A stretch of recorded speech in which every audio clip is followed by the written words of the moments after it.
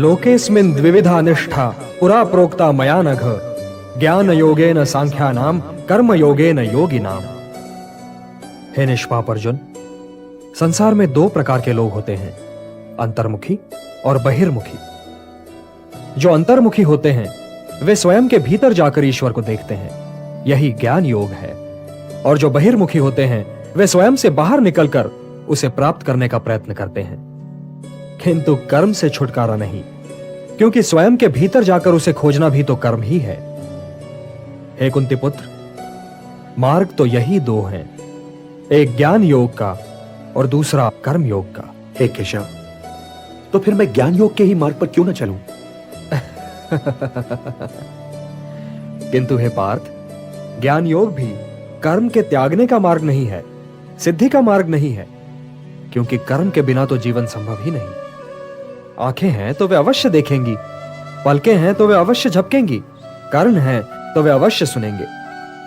जो कर्मेंद्रियों के आड़े आए, जो उन्हें बलपूर्वक रोककर उनका दमन करके विषयों का चिंतन करे, वो योगी नहीं, वो ज्ञानी नहीं, वो तो मिथ्याचारी है।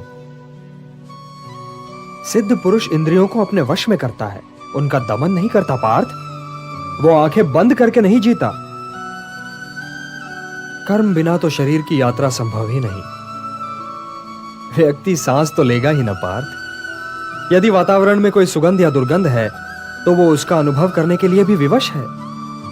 यदि उसके आसपास कोई नाद है, कोई ध्वनि है, कोई कोलाहल है, तो उसे सुनने के लिए उसके कर्ण उसके आदेश की प्रतीक्षा तो नहीं करेंगे ना। इसलिए जो अपने इंद्रियों को नियंत्रित रखे, जो उन पर अपनी चेतना का अंकुश लगाकर उन्हें कर्मोन्मुख करे, उन्हें कर्म की दिशा दिखाए, वही श्रेष्ठ है। वो अपने विकल्पों को समझता है पार्थ, और अपनी संकल्प शक्ति का प्रयोग करता है। और हे पार्थ, अपने नियत कर्म करना कुछ न करने से अच्छा है।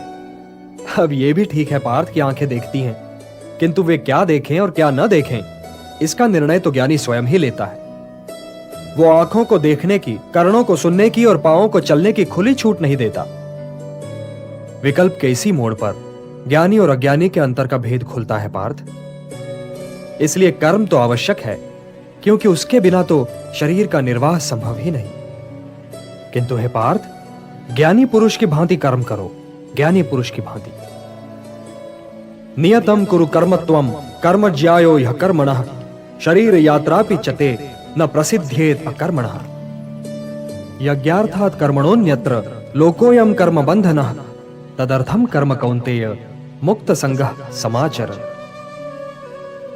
हे कौन्तेय, कर्म ऐसे करो जैसे यज्ञ किया जाता है, क्योंकि कर्म ही यज्ञ है और इसका स्रोत स्वयं अविनाशी ब्रह्मा है। इसलिए कर्म का मार्ग सीधा ब्रह्मा तक जाता है। और इसीलिए जो व्यक्ति सृष्टि चक्र चलाने में योगदान नहीं करता, उसका जीवन मूल्यहीन हो जाता है। तुम इस मूल्यहीनता की ओर न जाओ पार्थ, तुम इस मूल्यहीनता की ओर न जाओ। जो व्यक्ति केवल अपनी समस्याओं के विषय में सोचता है, वो तो पापी है। इसलिए तुम इस मोह जाल से निकलकर अपने कर्तव्यों को पहचानो पार्थ, और उनका पालन करो। हे पार्थ, कर्म फल की इच्छा ही मार्ग में बाधा है। कर्म फल की इच्छा ही तो व्यक्ति के गले में बंधा हुआ वो पत्थर है जो उसे स्वयं की तहों से ऊपर उठने ही नहीं देता। यही तो व्यक्ति को समाज से काट देता है और उसे व्यक्तिगत लाभ और व्यक्तिगत हानि की दलदल में ढकेल देता है।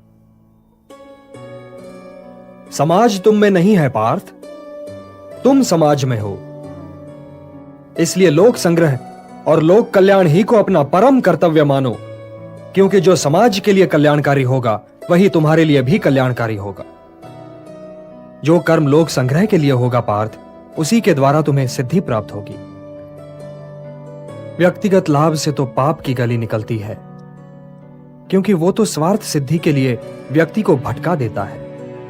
और हे पार्थ, यह भी न भूलो कि तुम एक महान पुरुष हो, और लोग तुम्हें दृष्टांत मानकर तुम्हारे पीछे पीछे काम और स्वार्थ के मार्ग पर चल पड़ेंगे, क्योंकि एक श्रेष्ठ व्यक्ति का आचरण तो दूसरों के लिए दृष्टांत बन ही जाता है।